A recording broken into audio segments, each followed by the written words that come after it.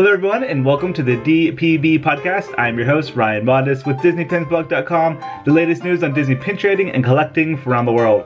This is episode number 130 for the week of May 14th, 2018. Welcome to the Disney Pins Blog Podcast. Alright, welcome back to the podcast everyone. I have a special guest with me this week, my good friend Becca, aka DisneyKittee. Hello. How are you Thanks today? for having me back. Yeah, for sure. Always love having you on the podcast. So today we have, I guess it's kind of a decent week for pin news. I'm going to try to go through those quickly because Beck and I have an exciting segment for Pin Chat. We're going to be talking about the current state of pin trading at Disney parks. So stay tuned for that in just a bit. But first, we're going to start off with housekeeping. I have one important note I want to mention today. I've been working on this for a really long time, actually. Lots of you guys have been reaching out in the past few months about international shipping at DPB store. And finally, after a lot of work, I've been working with PayPal Global Services. DPBstore.com is now ready for international shipping. So it's pretty exciting. We had our very first order this past week from Canada. So it's in America, it's a $4 flat rate shipping, but the PayPal Global Services is a little more for international. So I don't know exactly what they're charging, but it's based on your location. I know there's a lot of you guys in Canada and Mexico and the UK that have been wanting a product from DPB Store. So yeah, feel free to go ahead. We're going to be announcing on the website here probably this week. But just want to let you guys know on the podcast as well. All right, let's head into the pin news. First, we're going to start off with BoxLunch. They always have lots of exciting releases every single week. And this past week, they had one for Moana. It was a 3-pin set. It had Hey Hey on it, Pua, the little pig, and then one of those coconut guys. I don't know what their names are. Like Becca? Kokomora or Kakamora? Is that it sounds like a... Sounds like a drink at Trader Sam's. Yeah. I made that. Oh, yeah, up, Kakamora. It's on the blog post. I should have just read the dang blog post.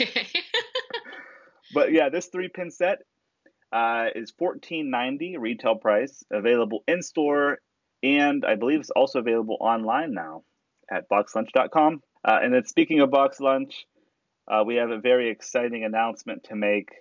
We're working with BoxLunch because they have exclusive pins coming out. So head over to DisneyPinsBlog.com. That blog post should be up by the time you guys are listening or watching this podcast.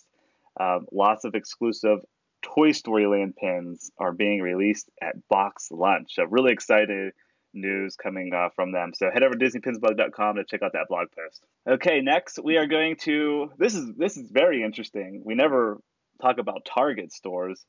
But Target now has Mickey Mouse Disney pins. What? Pretty crazy. And They're I know really Becca, nice too. Becca, did you buy them? Yeah, I've got them all. Nice. Of course. I think you recently just posted a YouTube video. I have to watch it, but You have to watch it. Did you but yeah, they're feature really other nice. pins? They're good quality. It's 3 pins for $8. Nice. It's good. They're good. I went to my local Target here in Pittsburgh a couple of days ago. But they said they had them in the back. They weren't supposed to put them out until the 13th. And then we went to a different Target store, and they had them out. So I got some photos of them, put it up on the website and on social. But yeah, it's pretty cool that Target is participating in the Disney pin community. And these are all in celebration of Mickey Mouse's 90th birthday this year. So that's exciting. Okay, next we're going to head over to Hong Kong Disneyland. They had 4 new pin releases this past week. So lots of limited editions. One was for Stitch. It's part of that Carousel collection. It's Stitch and Scrump. Looks like they're in a little, almost looks like a bumper car. Bumper car, yeah. Yeah. So that's the 8th pin in that collection. This pin is limited edition of 300. They also had one for Mother's Day. This was a really popular one when we posted it. It features Mrs. Potts and Chip from Beauty and the Beast. That is limited edition of 500. Then there's another one for Mystic Manor, their 5th anniversary out at Hong Kong Disneyland. That's a limited edition of 500 as well. And then they had a 4th one for Donald Duck's birthday, which is on June 9th. And that's limited edition of 500 as well. And I think he is turning 84, Donald Duck. He's getting up there. Yeah. Not as old as Mickey, though. Nope. All right, next we're going to head over to Shanghai Disneyland. They had some new pin releases this past week as well. They're all themed to Duffy Bear and Friends, and they had a summer theme to them. You had Shelly May, Duffy Bear, Gelatoni, and Stella Lou. And there's also a jumbo pin that says Summertime on it. And those are limited edition of 800. Very nice, colorful pins out there at Shanghai Disney Resort. They have they're like a little snow globe almost. Yeah, I couldn't tell what was inside. It looks like little gold flakes or something. Little glitters, yeah. And there's the castle. They're really cool, actually. Yeah, very fancy. I kind of want one of those. Yeah. I feel like like Hong Kong and Shanghai, they always do those types of bubble pins. We don't really have those here in America. They had some this Christmas for the winter. They're like winter snow globes. Yes. Yep. Yeah. I forgot about those. Get it right, Ryan. I know. Come on, DPB. So many pins. Okay, next we're going to head over to Mickey's of Glendale. This was actually a kind of a weird release. They typically do their releases on Mondays, but Mickey's of Glendale, the cast member store out in Glendale, California, they had one this past Thursday on May 10th. And there was actually two different sets. One was the Character Clusters Pin Set number 5. That features the Hunchback of Notre Dame, Hercules, Mulan, and Tarzan. Those are all limited edition of $250. Retail price is $22.95. And then they had also two pin releases for Mother's Day. And these were also pretty popular. One was for Tarzan, and another one was for Peter Pan. Both of those were limited edition of 200. But yeah, kind of weird to have a Mickey's of Glendale release on a Thursday. Everyone was all like, is it fake? People thought maybe they were being faked out by whom, I don't know. But I know. I saw it was kind of weird on Instagram. People were all riled up about it. They were, yeah. There's a lot of chitter chatter. Okay, next we have Disney Studio Store Hollywood. They had a surprise release for Mother's Day. Another real popular one. This one, of course, was the Moana pin release out there. Limited edition of just 200. Retail price is $22.95. I know that secondary market, I didn't really have a chance to look around, but I'm sure it was up there, probably close to 100, I would say, for that pin. Yeah, Moana's super hot right now. All those. I feel like it didn't start out that hot, you know, like when it had its release, and then it got this crazy momentum. And when I was at Disney, they were saying that Moana is experiencing the Frozen effect right now. Wow. Yeah, that's interesting. I was like, I don't think so, but that's what they said. So yeah, because wow, I remember when Frozen came out, those pins were just flying off the shelf, crazy. Okay, next we have some new lanyards to report on. We found these at entertainmentearth.com. There's a few. You can check out more information on the website. There was one for Guardians of the Galaxy featuring Baby Groot on the end of it. This is for Volume 2. Retail price for that lanyard is $5.99. There was one for Black Panther, and it has the movie logo on it. Retail price of $6.99. And these are all created by BioWorld, and they're being distributed through Entertainment Earth. And then there was two for Avengers Infinity War. One that was featuring Thanos, and the other one was Iron Spider. Okay, and then finally we have the new pin releases this week at Disney Parks. First, we're going to start off with Disneyland. This is interesting. They have a new piece of Disney history pin coming out. We haven't seen one out at Disneyland for a while, and this one features Rivers of America. The retail price, I think, is going to be probably $16.99. I'm not 100% sure on that one yet, but that will be released this Thursday, May 17th. And then the next Once Upon a Time pin is being released. This is the 5th pin in this collection, and this one features Princess and the Frog.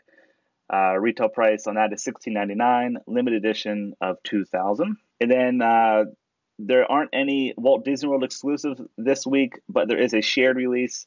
It is the next Disney Donut Shop pin, and this one features Goofy. That is limited edition of 3,000, and the retail price is $16.99, and that's available this Thursday as well, May 17th. Those donuts are getting kind of hot now too.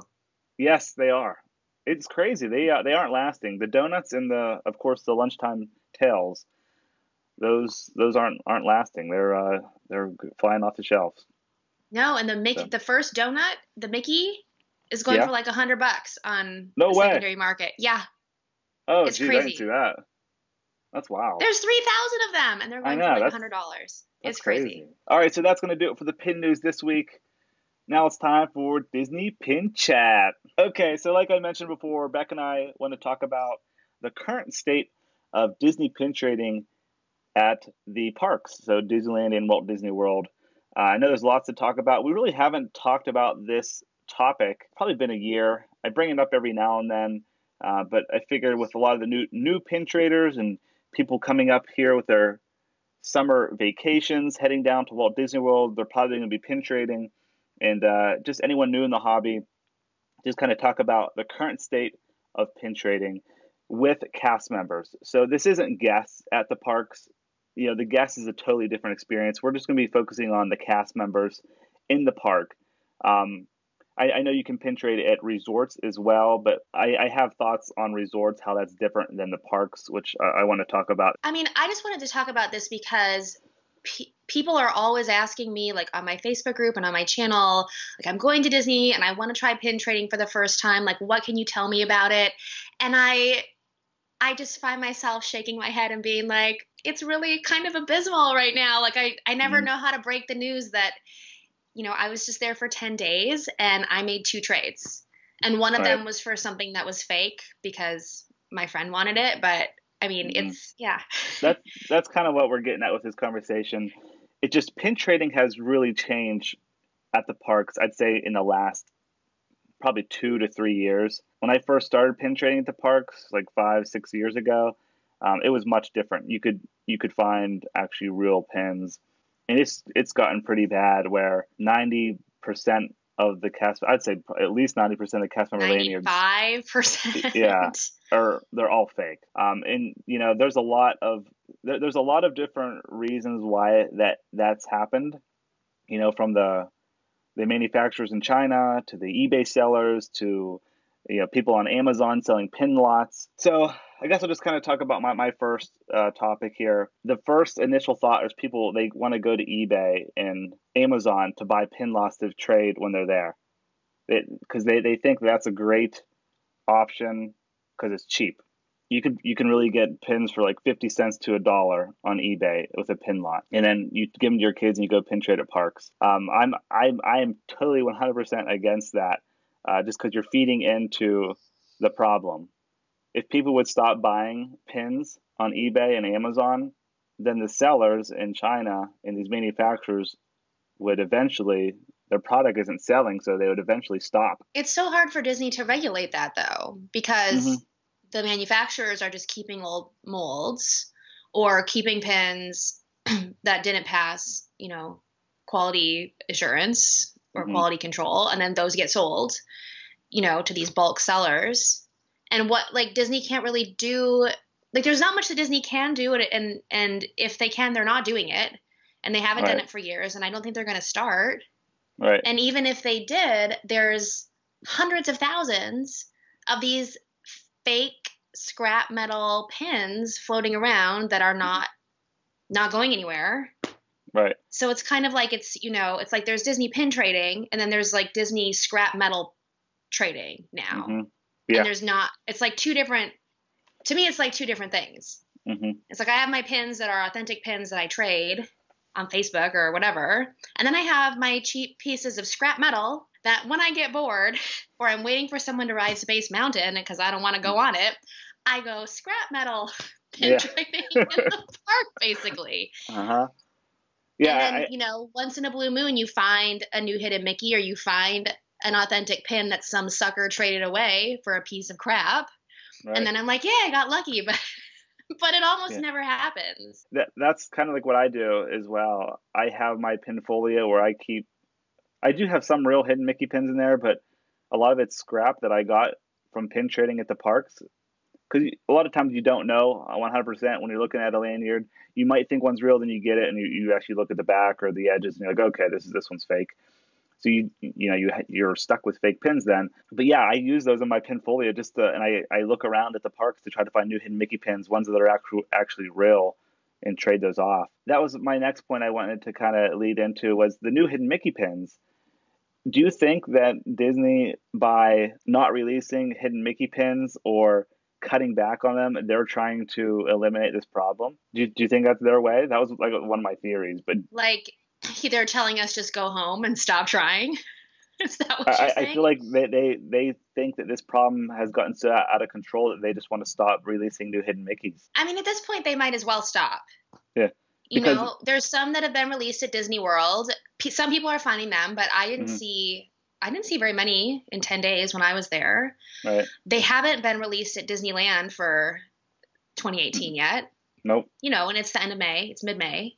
Right. And they didn't release them at all in 2016, and there was only one set released in 2017. And they used to do Hidden Mickey pins twice a year. There was always a wave in January and a wave in July. And it's just kind of been eliminated. So like now it's kind of like why like are we all just throwing our hands up and saying like why bother? It seems almost like Disney pin trading is kind of leading down the path of eliminating the cast member aspect of it and just having events with guests, and you're actually trading authentic pins with guests. That element of pin trading in the parks seems to be fading away. But you also have to think about, if they were to take away the cast member lanyards and the pin boards in the parks, the pin craze wouldn't get as much exposure to new guests or like, you know, first time guests. Mm-hmm. And because those guests, they come in with their kids see that there's pins. They ask a cast member, how do I get that pin? They say, oh, you have to trade one. So then they go into the gift shop and they buy a $30 booster pack with like 6 or 7 pins in it. Disney makes like a crap ton huge markup on that. And then they go out and they trade it for scrap. And it's not really to Disney's advantage. I mean, Disney isn't losing anything by having those fake pins out there. Right. They're making money off the fake pins. They are. Mm-hmm. Just saying. Another topic I wanted to talk about that I get a question on weekly, anytime I post a new release from Hot Topic or BoxLunch, any of those outside retailers, I always get the same question: are these tradable at Disney parks? The answer is yes. It's official Disney pin. It's a collectible Disney pin. It doesn't have the official pin trading logo on the back, but it is a Disney copyrighted pin, and you're allowed to trade those at the parks. But my response usually is, I wouldn't want to. Don't do it. Yeah. You're buying a nice collectible pin from BoxLunch, like say this Moana set they just released, and people are asking if they can trade it at the parks. I wouldn't want to. You're going to be trading it for scrap, basically. Or maybe if you want, you can get a new Hidden Mickey pin. There is an occasion where I would, because it is a cheap way to get real Disney pins. If you want to pin trade with cast members at the parks, the best ways to do it is either go buy a booster pack, a mystery pack, or go to the outlet store and buy pins for $1.99 there. They're real pins. Or you can go to Hot Topic and get a $5 pin there if it's on sale. And if you want to, you could trade that for a brand new Hidden Mickey pin at Walt Disney World. That would be my only case that I would do that. Yeah, it's an alternative to buying the bulk lots on eBay. Yes. You know, you can get 50 for $100 on eBay, or you could get 3 for $8 at Target. Yeah. I don't know. That's a toss-up. But here's a question for you. When you trade in the parks, Ryan, do you trade scrap back into the parks? Yes. I do. Truth. If I receive scrap, I'm going to get rid of my scrap. Yeah. Same but here. I don't intentionally go out and buy scrap. I have never once bought scrap. I've made the mistake of trading a real pin, and I was fooled and got scrap once I actually looked at it. I've traded real pins for scrap, and I look at it. Like, we all have. Yeah, and I'm like, oh gee, this is great. I want to get rid of it, so I find the next cast member and I trade off my scrap for hopefully a real pin on their lanyard. I always try to keep though my pin folio. I do try to keep 100% real pins, but like I said earlier, scrap makes its way in because sometimes it's so hard to tell. So those are all of my bullet points on the current state of pin trading at Disney parks. Do you have any final things you want to mention, Becca? I want to say? Yeah. I guess I did have one more thing while you're thinking there. I did mention this earlier. At pin trading at resorts is a little different. Typically, Disney releases brand new hidden Mickey pins at resorts first, then the parks. So the resort guests in hotels will get them first. If you're staying at Pop Century, you're checking in, ask them at the front desk if they have a pin book. Typically, all Disney hotels have a pin trading book, or they'll have a designated hour where they'll bring out a pin trading board. Usually, all of those resorts will get the new hidden Mickey pins first, and we'll have usually real hidden Mickey pins in their books. Not always, but typically better than pin trading at the parks. So when you're at Disney World or in Disneyland, do you do you have designated pin trading time? Do you say like I'm going to go to a resort and like hunt down for pins, or do you just kind of like drive by where you kind of like look at someone's lanyard or little pouch? Usually both. I've spent like if I'm there for a long time, I'll dedicate an afternoon. Like, okay, I'm gonna go do the monorail loop and just pin trade. I'll take my pinfolio out. I think I did a vlog on that before. But I was like, take the monorail around to the resorts, and that's the only thing I'll do is I'll go to the gift shops, I'll go to the front desk, and look to see their pins. But I'd say most of the time is I'm in the parks and I'm just like gazing at cast member lanyards as I'm walking by. You're like staring at someone's chest, or you're looking down and it looks like you're looking at their crotch, but it's really their little satchel. Yeah. And they're looking at you like, can I help you? And you're like, no, I'm sorry, I'm just looking at your pins. Yeah, like, oh, okay, you don't have anything. Next one. Yeah, next. That's funny. Yeah. So what would you say to someone that's new to this hobby? Would you tell them, don't bother? Would you tell them, buy some real pins and hope you get lucky? Like, what would you say? I never know what to say when people ask me this. No, that's a good point. Yeah, if there's someone brand new to the hobby and they want to get into Disney pin trading and they're going to the parks, I would say go for it for sure. It's fun. You can spend a day in pin trade. It's cool walking around the parks and looking for different cast member lanyards. It's honestly sometimes it makes the hunt more fun when you actually find a real pin, since there's so much scrap out there now. But yeah, for people first getting into it, I would, if they can't make it over to the outlet store, I would tell them to start off with a booster pin pack. Try to find one of the cheapest ones. That's typically the cheapest way to get Disney pins. It's around like $4 or $5 a pin, or a collectible pin pack, and start from there. Buy a lanyard, throw some pins on it, and hope for new hidden Mickey pins or real open edition pins. Yeah, it's hard to tell in the beginning. It's hard to tell in the beginning if something's real because because your eyes haven't seen like the same pin again and again and again on every single board. Right. So I think good advice would be to familiarize yourself with what are the new hidden Mickey releases and keep your eyes peeled for those. And then also look for the pins that you see just a million of, like you're seeing it here and there and everywhere. Mm-hmm. Those aren't real, folks. Yeah. like the feet pins, the World of Color fountains, you'll see those everywhere. I think like the shower curtain pins, like all those little cute orange bird pins. Yep. Oh.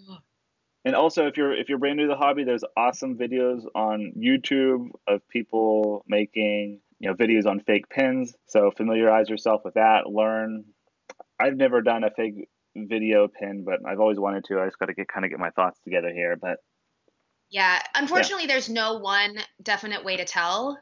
But the more you get your hands on them and touch them, like you can just tell. You just know. Yeah. Like if it feels like scrap, it probably is. Yeah. If it looks really kind of weird. If the colors are faded, it's really light, has jagged edges, it's going to be fake. All right, cool.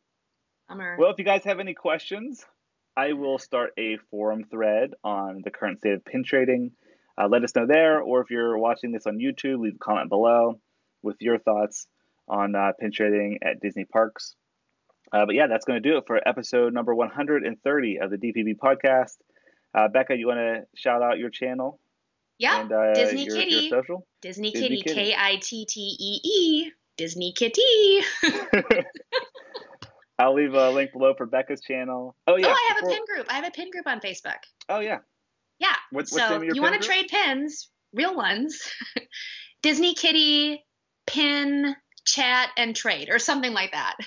It's hopping in that group. It's very active and it's all trading, no selling, no sharking, just trading. It's fun. Awesome. I'll leave a link below for that as well. And then just real quick before we go here, the DPB podcast last week, I talked about the Toy Story Land opening day. Becca and I are both going to be there for opening day. So if you guys are there, head over to the forums and just say going or checking in. And hopefully we can say hi. Yeah, if you see us, say hi. If you see two nerds walking around with cameras, that'll be us. All right, that's going to do it, guys, for this week. Thank you for listening and watching. And Becca, thanks again for joining. My pleasure. Have a great week, everyone. See ya. Bye.